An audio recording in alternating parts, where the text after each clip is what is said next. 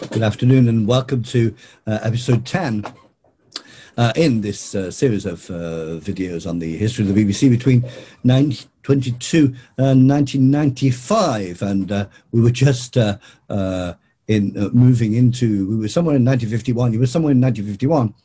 And this is also the moment of the publication of the Beveridge Report on Broadcasting. Now, in one of the previous videos, I go through these commissions of inquiry one by one of the reports, so I'm not going to go into detail about it now, but it made some criticisms of the BBC monopoly, but nevertheless recommended its continuation.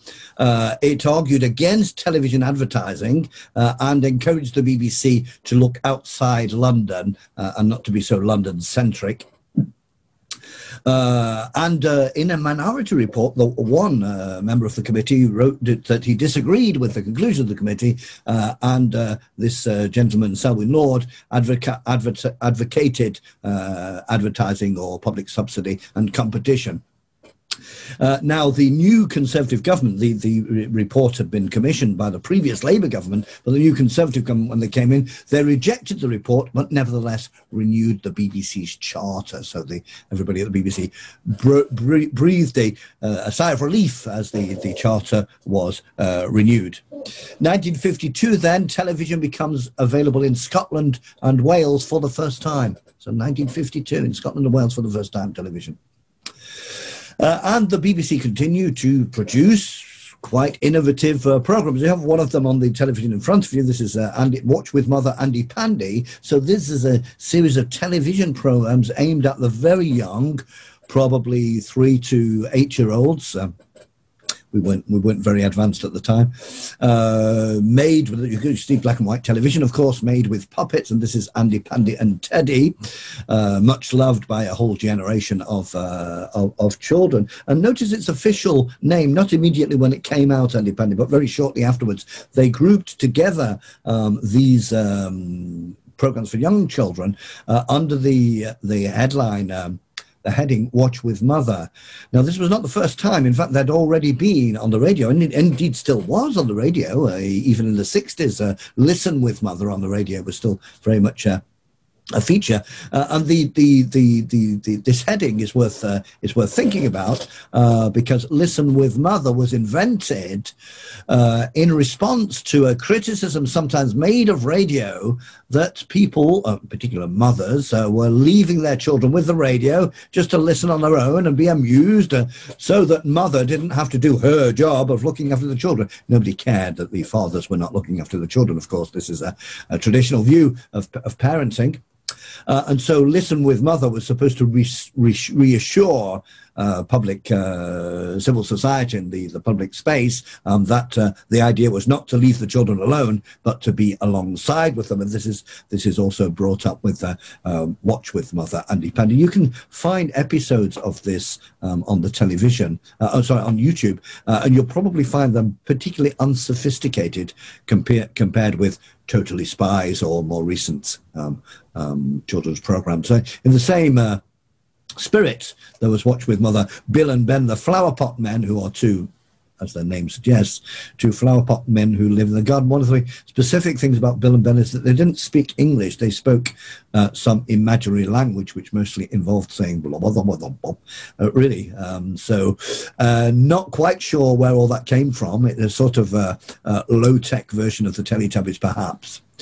So let's say that different creative teams were exploring what was best, the best use of television for very young children. At this time, in a context where there was no competition, nobody else was producing in Britain television programs for young children. So the creative teams had really a tremendous space, a tremendous opportunity to explore. Of course, if nobody was watching them, then they might get into trouble eventually with their superiors. But this is what they came up with in any case. 1952, we have a new Director General. I've already done Director Generals.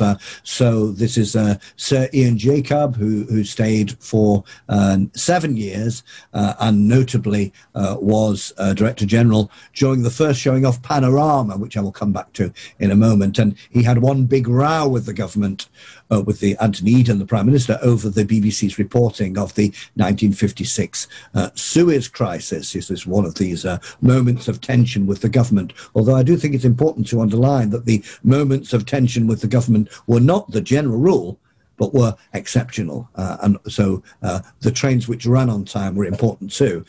Most years, there was no real conflict with the government, quite often because the BBC was being careful to do what they thought the government would not object to too much.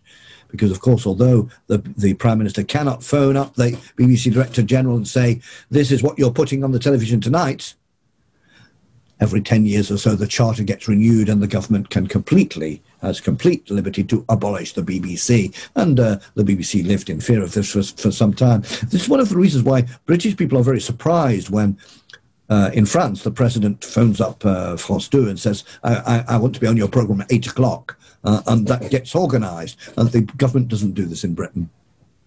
Moving into 1953, on the news, the big news in 1953, although, of course, the television cameras were much too heavy to take with them, was the victory of Hillary and Tenzing over Everest, the first people to climb Everest.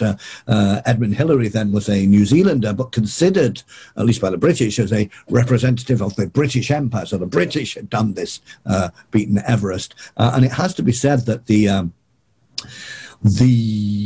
prevalence of racist prejudice at the time was such that for many, many years, people didn't say Edmund Hillary and Tenzing. Tenzing was his local helper, who also got to the top with him.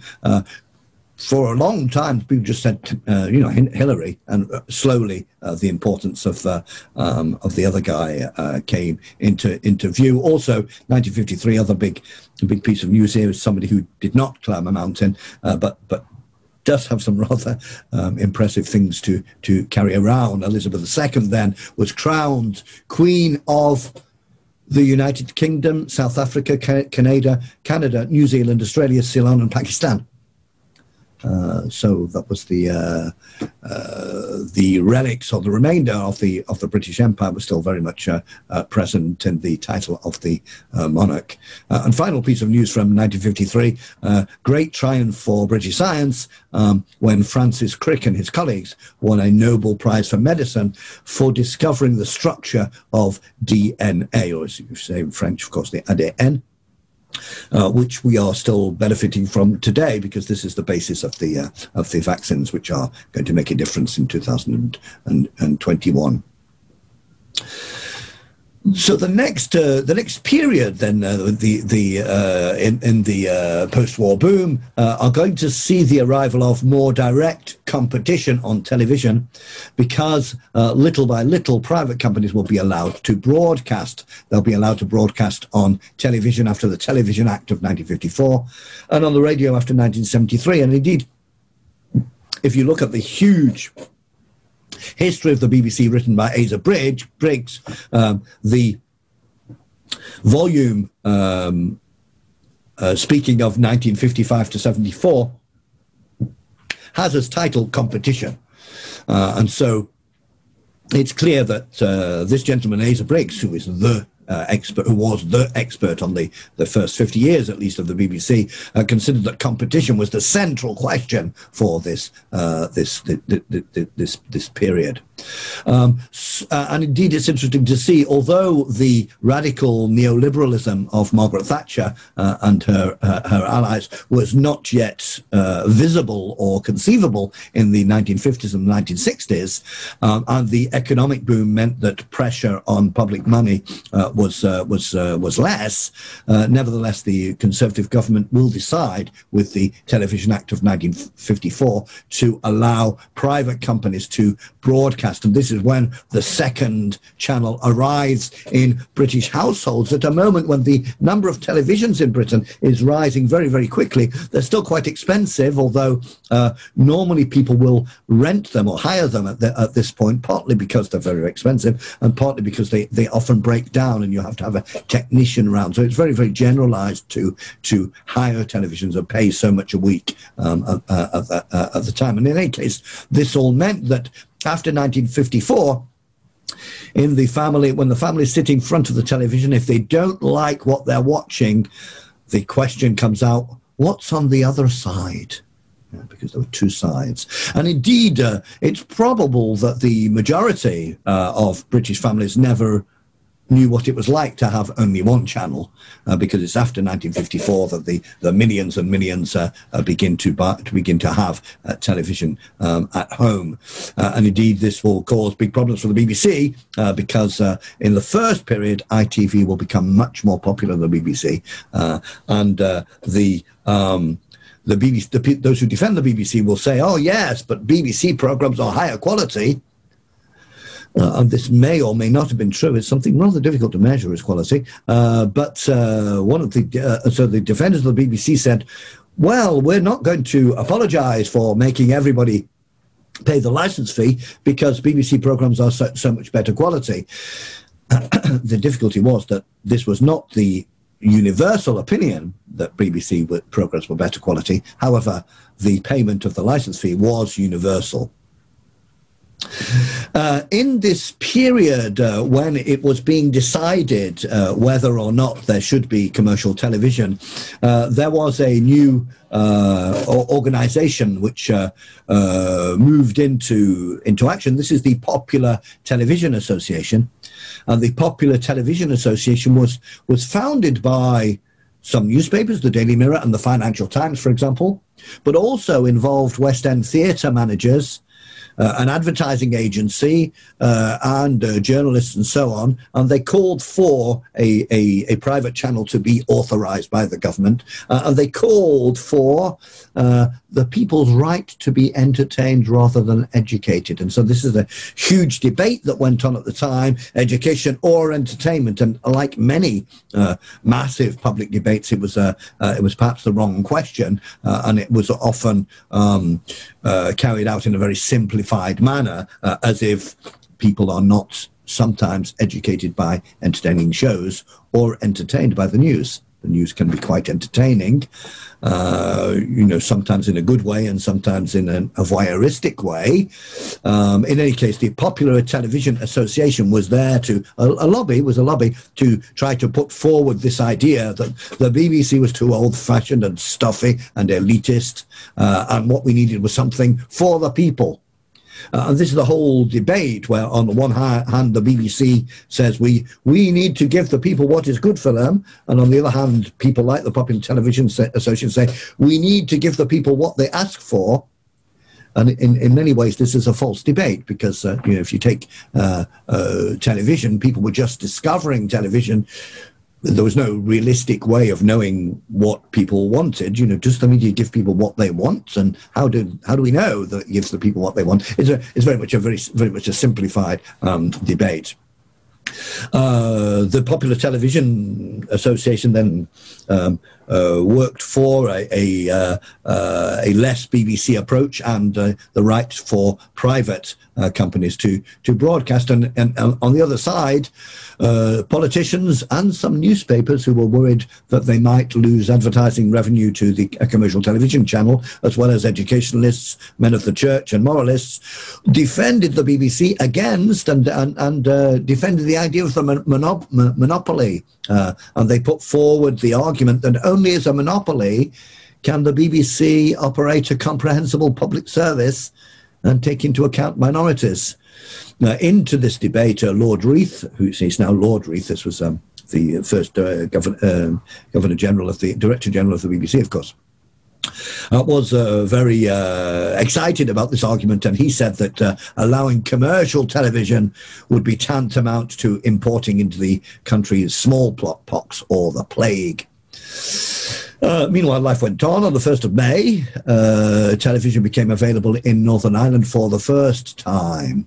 And as we move then into 1954, this debate becomes very practical, because the BBC, the Conservative government passed the Television Act, which was a priority of the Conservative government, who at the time, although they're not yet fully blown neoliberals, they believe in the general superiority of the private sector. So that's the end of the BBC monopoly, and we will be saying more about that in a moment. This was also the year 1954, the very first in-vision weather forecast, that is to say, a weather forecast where you can see the weather forecaster. Previously, you could just hear their voice off screen. And the first BBC televised BBC news bulletin. It was very slow working on the news, and of course television news will become extremely powerful. So the Television Act of 1954, what did it say? It said we can have a commercial broadcasting, which will actually begin in 1955, ITV, independent television, although this was not the formal organisation. And what was set up was an independent television authority who would allow regional franchises to particular companies.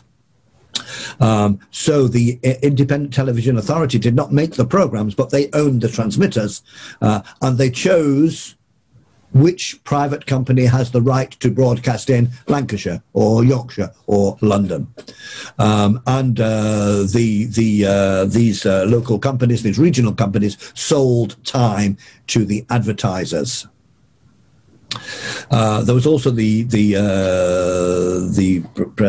forming of an independent news company, Independent Television News, which was to provide nationwide news broadcasts for all the commercial television. There were many things that independent television, commercial television, was not allowed to do. They were not allowed to have more than 6 minutes an hour of advertising. And the advertising of the programs must be completely separate. No possibility of having sponsored programs as they sometimes do in the United States of America. So moving into 1955, but before we move into 1955, just have a look at what this amazing new machine looked like when people saved up their money to rent or buy a television in 1954. That's a 1954 television. So moving into 1955, Winston Churchill, rather ill, retired and was replaced by Anthony Eden. And ITV started programming at the beginning, mostly concentrating certainly on popular entertainments. The different sources that I see use the expression light entertainment, but I'm not sure that light entertainment is a very good expression, really. It sounds rather snobbish in a way. But in any case, the ITV was also rather innovative in form, and the BBC was still rather old-fashioned with the BBC Voice and so on. And the BBC remained traditional for a while in style. And quite soon, 3/4 of adult viewers preferred ITV. And for example, ITV News was more televisual in style. It used the methods of television to make the news more exciting.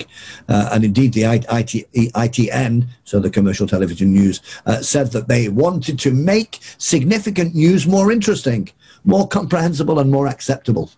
So perhaps involving, I don't know exactly, I haven't studied it in detail, but more human interest stories.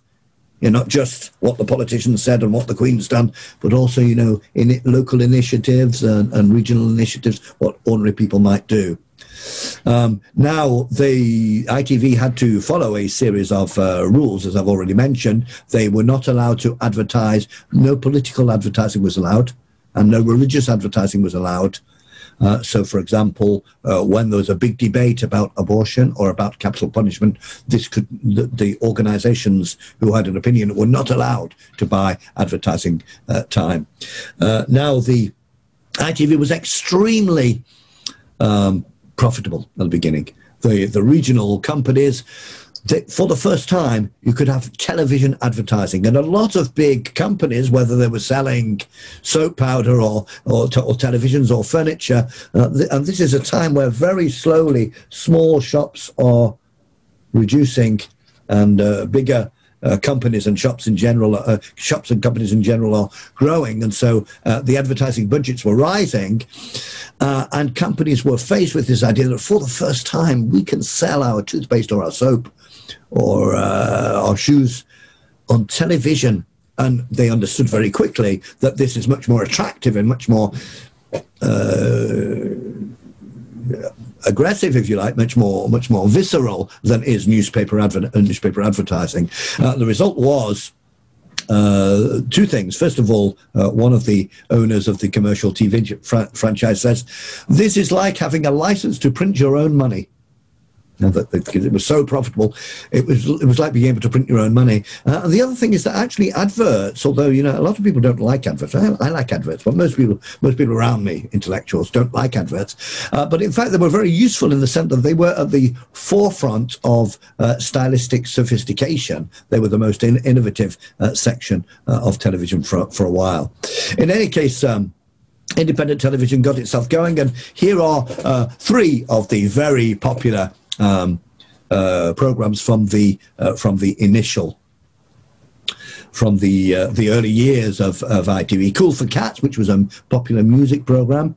Emergency Ward 10, which, as you can imagine, is a series based on hospitals and beginning in Britain. This tradition of hospital series, which is worldwide now, of course, you all know Doctor, what's his name, the horrible Doctor thingy, and really was and of course Casualty and so on. So they set going formats which became extremely popular. And Coronation Street, 1960 until today, still continuing today, is a soap opera, and the most successful of soap operas, to such an extent that the BBC did not dare for a long time produce a soap opera to compete with Coronation Street, because they were worried about being humiliated, and they will eventually find one in the 1980s, which I will come back to. Moving on then to 1956, the Suez Crisis, which there is plenty of written on. I don't want to go into too much detail, in particular in the Revue Française de Civilisation Britannique, in the French Journal for British Studies. You can see free online in our issue on the BBC a whole article on the BBC coverage of the Suez Crisis. And the Suez Crisis was one of the last old-fashioned imperial interventions where Britain and France invade Egypt while pretending that they're not invading Egypt. Fascinating story. Do have a look at it. And the BBC came into conflict with the British Prime Minister about how they were covering it.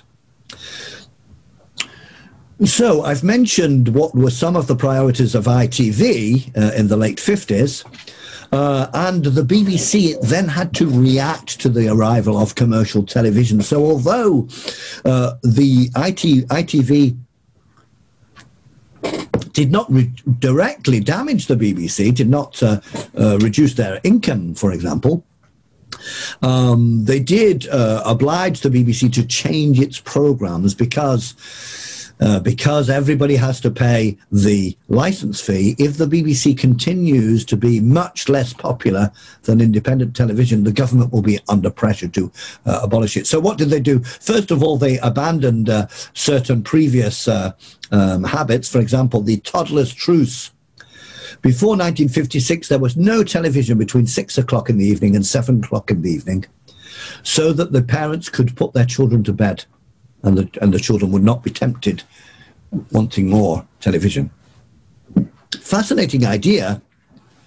And this goes very much into the idea that the BBC was a responsible elite organisation which was helping parents, and indeed pressurising parents to bring up their children correctly with educational programs and an indication to all parents that now is the time to put your children to bed. So it's rather paternalistic style, which was much more wider than the BBC. This is also a governmental idea, and one of the big tendencies of the 1960s is the reduction of government interest in your private life.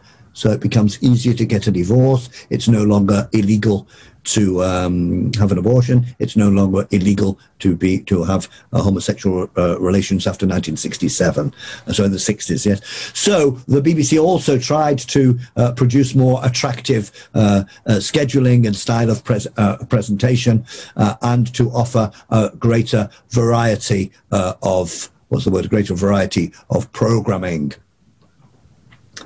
In 1957, Harold Macmillan becomes the Conservative Prime Minister. So we will have a Conservative government from 1951 to 1964, 13 years. It's a long period. And this will be the time of the introduction on the BBC of the first ever attempt at a rock and roll program, 1957 to 58. Okay, this very much has the atmosphere of a coffee bar, which is where you might hope to see at the time a rock and roll band, partly because the possibilities for amplifying were far less than they were later on. It was broadcast at 6:05 in the evening. That's why it's called the 6/5 special, which is an interesting idea for a time to broadcast a rock and roll program. The same year, this is 1957, saw on April the 1st an extremely well-known BBC joke, and the April the 1st is a very big tradition in Britain. There's a tradition of making very sophisticated jokes, and the BBC presented in 1957 a report on the spaghetti trees and the difficulties they were having bringing in the harvest of spaghetti. It's also the time of the founding, 1957, of a tremendously impressive program on the BBC. This is The Sky at Night. And The Sky at Night is once every month. It's an astronomy program presented by Sir Patrick Moore. He wasn't Sir Patrick at the time. I don't think he may have been. In any case, Patrick Moore. There is a tradition among historians not to give people their title because we're interested in them as what they do and not as the honours they received. And The Sky at Night was produced every month from 1957 until 2013 by the same man, Patrick Moore, a very enthusiastic, originally amateur astronomer who became a very influential astronomer. So this was interesting. So this is very much a form of popular education. It was extremely popular. Once a month, The Sky at Night, explaining the stars and the planets and so on. You can find on YouTube either episodes or indeed there is a retrospective of the first 10 years, which you can find on YouTube. So another flagship program, if you like, that it became more popular than people thought it was, and this is why it was able to continue such a long time. Indeed, it continued till 2013, and the last program was broadcast after the death of Patrick Moore. He'd recorded it before he died, and so he became really an institution in popular astronomy. This is also the year of the first programs for schools and the first TV broadcast of the Queen's Christmas Day message. Which brings us into 1958. 1958 is known for the reform of the House of Lords, making it possible for well-known figures to become members of the House of Lords, even if they are not from an aristocratic family. That's to say, the creation of life peers, so a move towards democracy, because, of course, although the members of the House of Lords were not, the life peers were not elected, they were appointed by an elected government, which is obviously more democratic than simply being a lord because your father was a lord. It was also the time of the launch of two classic BBC programmes, Grandstand and Blue Peter. I'll come to Blue Peter a little later. Grandstand was the Saturday afternoon sports programme. And this is a very interesting phenomenon because, of course, people like sports and they like watching sports on television, but the BBC, taking to heart its role as a public service broadcaster, made sure that they did not only show broadcasts of the most popular sports, they also showed a lot of broadcasts of the minority sports, whether it was javelin or water polo or hockey or many Swedish long ball, I don't know, but a very wide variety of sports. And this had a real effect on the sporting life of Britain. That is to say that they popularised both the watching but also the practice of minority sports. So the public service broadcaster, one of its elements of public service, which perhaps we wouldn't necessarily guess at, was to increase the diversity of the sporting life of the country. And this, I think, is something very interesting because it's a way in which public service broadcasting might be able to introduce to people things that they know little about, whereas a commercial broadcaster will be, oh well, will that be popular? If it's not popular, I don't want to put it on. I don't want to put it on. And this is also the time of the new logo. This is the new BBC ident, as they say. And the same year, you saw the first demonstration on television of a magnetic videotape machine, so a video recorder, which will transform broadcasting probably in the 1970s, more or less. And this was the first one that showed on television that it was possible to record video at the time. And I think I'll stop there, and I will be back with the where are we in 1958? I will be back with the 60s very shortly, at least in the next episode. So that was the end of episode 10, and thank you for listening.